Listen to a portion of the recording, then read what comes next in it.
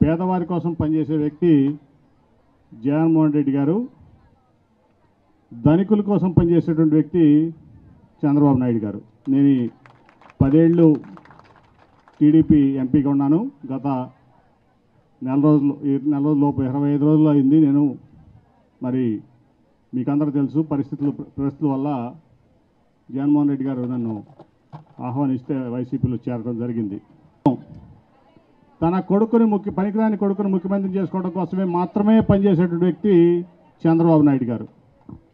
So వీళ్ళిద్దరికీ తేడా తెలియాలంటే గత 5 ఏళ్ళు 4 ఏళ్ళకు ఇప్పుడు దాదాపు ఇంకా 2 నెలల్లో ఎలక్షన్ ఉంది. ఆల్మోస్ట్ 4 సంవత్సరాల 10 నెలలు మనం చూసాం జగన్మోహన్ రెడ్డి గారి పాలన. నేను కూడా ఈ మధ్య 20 రోజుల నుంచి డేటా అంతా కూడా తెప్పించి చూస్తున్నాను. అంతకుముందు ఈనాడు పేపర్ చదివో, చంద్రబాబు నాయుడు గారు చెప్పింది వినో, జ్యోతి పేపర్ చదివో, లేకపోతే సోషల్ మీడియాలో చూసో నిజంగా కూడా కొన్ని డౌట్లు ఉండే నాకు. జగన్మోహన్ రెడ్డి గారి సమర్థత మీద, ఆయన యొక్క కమిట్మెంట్, పేదల పట్ల ఆయన యొక్క కమిట్మెంట్ మీద నాకు కొంత విశ్వాసం ఉన్నా, నమ్మకం ఉన్నా. కానీ ఇవన్నీ చూసి నేను కూడా మీలాగా కన్ఫ్యూజ్ అయ్యాను, చాలామందిలాగా. కానీ ఈ మధ్య మొత్తం కూడా డేటా తెప్పించి చూస్తుంటే నిజంగా పేదల కోసం, సమాజంలోని బడుగు బలహీన అట్టడుగు వర్గాల కోసం ఈ దేశంలోనే ఇంత పనిచేసినటువంటి ముఖ్యమంత్రి ఎవరు ఉన్నారంటే అది కేవలం జగన్మోహన్ రెడ్డి గారు అని చెప్పి మీకు ఈ సందర్భంగా తెలియజేస్తా ఉన్నా. 2,50,000 కోట్లండి. 2,50,000 కోట్లు అంటే నాకు ఎన్ని సున్నాలు పెట్టాలో కూడా అర్థం కావట్లేదు. నాకే అర్థం కావట్లా, నిజం చెప్తున్నా. 2,50,000 కోట్లు అంటే 2, 5 తర్వాత ఎన్ని సున్నాలు పెట్టాలో నాకు తెలియదు. నాకు నిజంగా నా మైండ్కి అంచనా అందట్లా. మరేమన్నా మ్యాథమెటిక్స్లో లెక్చర్లు కానీ వాళ్ళు ఎవరుంటే పెట్టగలరేమో. అన్ని లక్షల కోట్ల రూపాయలు కేవలం పేదవారి కోసం ఈ ప్రపంచంలోనే, భారతదేశంలో కాదు ప్రపంచంలోనే ఇచ్చినటువంటి వ్యక్తి ఉన్నారంటే అది జగన్మోహన్ రెడ్డి గారు. నేను చాలా రాష్ట్రాలు తిరిగా, ఎంపీగా తిరిగా, వ్యాపారవేత్తగా తిరిగా. కానీ తన అన్న మాట కోసం, తనని నమ్ముకున్నటువంటి సమాజం కోసం ఇంతటి కార్యక్రమాన్ని ఎవరో తీసుకోలేదు. నిజంగా చెప్తున్నా. నేను నా గుండెల్లోంచి వచ్చే మాటలు ఊరిని పైపైన మాట్లాడలే. నేను ఏదో ఈ పార్టీలోకి వచ్చానని చెప్పి అంతకుముందు కూడా చెప్పా. చాలా సందర్భాల్లో నేను చెప్తా ఉండేవాడిని. మీ దాకా వచ్చిందో లేదా కానీ నిజంగా కూడా ఎప్పటికప్పుడు ఈ నెలలో ప్రభుత్వం జీతాలు ఇవ్వలేదు అని మనకి హెడ్లైన్లో వార్త వస్తుంది. చంద్రబాబు గారి మీడియాలో, అంతకుముందు మా మీడియాలో. నిజంగానే అనుకునేవాడిని, నిజంగానే వచ్చే నెల పేదలకు సంక్షేమ పథకం రాదేమో, జగన్మోహన్ రెడ్డి గారు జీతాలు ఇవ్వలేరేమో అని ఎక్కడో మారుమూల ప్రాంతంలో మీడియాను పంపించి ఒక గోతులు ఉన్నటువంటి రోడ్డు తీసేవాళ్ళు, ఫోటో దాన్ని హైలైట్ చేసేవాళ్ళు. ఆ రోడ్లన్నీ మోకాల్లో గోతులు ఉన్నాయని. నేను తిరుగుతుంటే మరి విజయవాడ పార్లమెంట్లో నాకు ఎక్కడ గోతులు కనపడలే రోడ్లలో. ఎక్కడో మారుమూలలో చిన్న రోడ్లు, ఎక్కడ పల్లెటూరులో రోడ్లు ప్రభుత్వం దృష్టిలోకి లేదేమో కానీ నాకైతే కనపడలా. నేను జగ్గపేట నుంచి విజయవాడ తిరుగుతున్నా, విజయవాడ నుంచి తిరువూరు తిరుగుతున్నా, ఈ ప్రాంతం అంతా తిరుగుతున్నా. మరి ఎక్కడ నాకు బాగానే ఉందంతా. ఎప్పటికప్పుడు మీడియా మేనేజ్మెంట్, హెడ్లైన్ మేనేజ్మెంట్ అంటారు దాన్ని వేస్తా ఏ రోజుకి ఆ రోజు రాష్ట్రం దివాళా తీసిందని ఈ రాష్ట్రానికి ఒక నెగటివ్ బ్రాండింగ్ చేసిన ఎవరంటే అది కేవలం చంద్రబాబు నాయుడు గారే. పేదవాళ్ళ కోసం ఇంత చేస్తా అంటే జగన్మోహన్ రెడ్డి గారు దాన్ని నెగటివ్ ప్రోపగండా చేపించి నిధులు అందనీయకుండా రకరకాల కేసులు పెట్టి రకరకాలుగా ఆయన ఇబ్బంది పెట్టినా మరి ఆయన ఎక్కడి నుంచి ఏ రకంగా డబ్బు తీసుకొచ్చి మీ అందరికీ 2,50,000 కోట్లు ఇచ్చాడంటే నిజంగా ఆయన భగవంతుడి కంటే ఎక్కువ అని నేను భావిస్తున్నా. మీ అందరూ కూడా గుర్తుంచుకోవాలి. అది నేను అనుభవంతో చెప్తున్నా. 10 ఏళ్ళు ఎంపీగా ఈ భారతదేశాన్ని చూసిన వ్యక్తిగా, అంతకుముందు వ్యాపారంలో ఈ భారతదేశాన్ని ప్రపంచం చూసిన వ్యక్తిగా 200 దేశాలు తిరిగా. ఎక్కడ కూడా ఇంత పేద ప్రజలకు సంక్షేమం జరగల. దాంట్లో ఎటువంటి సందేహం లేదు. పార్లమెంట్ కమిటీలు వెళ్ళాం వివిధ దేశాల్లోకి, అక్కడ కూడా చర్చిస్తూ ఉండేవాళ్ళం. నిజంగా హ్యాట్స్ ఆఫ్ జగన్మోహన్ రెడ్డి గారి, హ్యాట్స్ ఆఫ్. పేదవాళ్ళ మనిషి, అట్లాగే ఇవాళ ఆసరా పథకం చూసాం, 4th ఫేసు దాదాపు 30 కోట్ల చిల్లర ఈస్ట్ నియోజకవర్గం అవినాష్ గారి ద్వారా మీ అందరూ తీసుకుంటున్నారు. అట్లాగే ఇప్పుడు వరకు ఓన్లీ ఈస్ట్ నియోజకవర్గంలో 120 కోట్ల పైన అవినాష్ గారి ద్వారా జగన్మోహన్ రెడ్డి గారు మీ అందరికీ ఇచ్చారు. అలాగే విజయవాడలో ఇందాక మేయర్ గారు చెప్పారు 320 కోట్ల చిల్లర, విజయవాడ నగరానికి మాత్రమే 320 కోట్ల చిల్లర కేవలం డ్వాక్రా మహిళలకు ఇచ్చినటువంటి గొప్ప వ్యక్తి ఉన్నారంటే అది జగన్మోహన్ రెడ్డి గారు. ఇంతకుముందు చూసాం డ్వాక్రా మహిళలకు రుణమాఫీ చేస్తానని చంద్రబాబు నాయుడు గారు చెప్పారు. చేశారా? నేను అప్పుడు ఎంపీని ఆ పార్టీలో. చేశారా? ₹1 రుణమాఫీ చేయలా.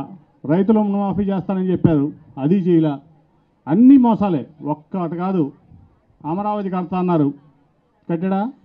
అది కట్టలా. అంబేద్కర్ గారి విగ్రహం తీసుకెళ్ళి అక్కడక్కడ చీరల్లో నేను కడుతున్నాను 5 ఏళ్ళు గడిపాడు, కట్టాడా? కనీసం ఫౌండేషన్ కొబ్బరికాయ కొట్టలా ఫౌండేషను. వచ్చారు జగన్మోహన్ రెడ్డి గారు, నేను పేదల మనిషిని, అంబేద్కర్ గారు కూడా పేదల మనిషి, ఆయన కష్టపడి చదువుకున్నారు, పేదరికంలో ఇదయ్యారు, అంటరాంతాన్ని చూశారు, డిస్క్రిమినేషన్ చూశారు, ఆ ఇబ్బందులు తెలుసు ఆయనకి. దాంతోనే కష్టపడి చదివి దేశ విదేశాల్లో మంచి పేరు తెచ్చుకుని ఈ భారత రాజ్యాంగాన్ని రూపొందించగలిగారు.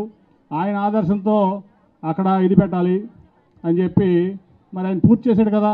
నువ్వెందుకు పూర్తి చేయలేకపోయావు? చంద్రబాబు నాయుడు అమరావతి పూర్తి చేయలేదు, రుణమాఫీ చేయలేదు, డ్వాక్రా రుణాలు మాఫీ చేయలేదు, రైతు రుణాలు మాఫీ చేయలేదు. నువ్వు చెప్పిందంతా బోగస్, కళ్ళ ముందు కనపడుతుంది. విజయవాడను పాతనగరంగా చేశాడు ఆయన. ఇప్పుడు 2 అంబేద్కర్ గారికి గౌరవం ఇచ్చారు. పాయింట్ నెంబర్ 1 ముఖ్యమంత్రి గారు దాన్ని కడతా అన్నారు, విగ్రహం కట్టి చూపించారు రాష్ట్ర నడిబొడ్డులో, విజయవాడ నడిబొడ్డులో. ఈరోజు అది పెద్ద పర్యాటక కేంద్రంగా తయారైంది విజయవాడకు. రోజు నేను అటు నుంచి ఇటు నుంచి వెళ్తాంటే 4-5 వేల మంది సాయంత్రం పూట అక్కడ మంచిగా, ముఖ్యంగా పేదలు మధ్యతరగతి వాళ్ళు అక్కడ మంచిగా వచ్చి నిజంగా సరదాగా గడుపుతున్నారు. విగ్రహాన్ని చూస్తున్నారు, ఆయన గౌరవిస్తున్నారు, ఆయన నమస్కారం చేసుకుంటున్నారు, అట్లా కొంచెంసేపు కాలక్షేపం చేసుకుంటున్నారు చక్కగా. ఒక పర్యాటక కేంద్రంగా మరి విజయవాడ ఇదైంది. అట్లా మీకు ఏ రకంగా చూసినా, ఇవాళ ఏ పథకం చూసినా, చేయూత అవనండి, ఆసరా అవనండి, అనేక పథకాలు పిల్లలకి. ముఖ్యంగా ఏంటంటే మూడు విషయాలు ఇక్కడ ఎవరైనా గమనించాల్సింది, ముఖ్యంగా మీలాంటి వ్యక్తులు, మహిళలు. ఎందుకంటే మీ పిల్లలు అంబేద్కర్ గారి లాగా బాగా చదువుకోలేనిది ముఖ్యమంత్రి జగన్మోహన్ రెడ్డి గారి యొక్క లక్ష్యం. దాంట్లో భాగంగానే ఇవాళ స్కూల్ అప్గ్రేడేషన్ కానీ ఇంగ్లీష్ మీడియం ప్రవేశపెట్టి మీ అందరి పిల్లలు అంబేద్కర్ గారు అంత అవ్వాలనే కోరిక జగన్మోహన్ రెడ్డి గారిది. అంబేద్కర్ గారు అంత అవ్వాలనే కోరిక జగన్మోహన్ రెడ్డి గారిది. అట్లాగే మీ అందరూ ఆరోగ్యం రాజశేఖర రెడ్డి గారి యొక్క ఆదర్శంలో భాగంగా, ఆయన ఐడియాలజీలో భాగంగా ఆరోగ్యశ్రీ కంటే కూడా బాగా ఈరోజు 25 లక్షల రూపాయలు ట్రీట్మెంట్లు మీకు అందజేస్తానంటే ఈ దేశంలోనే ఏ రాష్ట్ర ప్రభుత్వం కూడా మీ ఆరోగ్యం సంగతి పట్టించుకోలేదు. అలాగే మీలాంటి వ్యక్తులందరూ కూడా పేదవాళ్ళు బాగుండాలంటే, మీరు బాగుంటేనే సమాజం బాగుంటుందని చెప్పి 2,50,000 కోట్ల రూపాయలు మీ లైఫ్ స్టైల్ చేంజెస్ కోసం, మీకోసం, మీ పిల్లల కోసం, మీ కుటుంబాల కోసం వేసినటువంటి వ్యక్తి జగన్మోహన్ రెడ్డి గారు.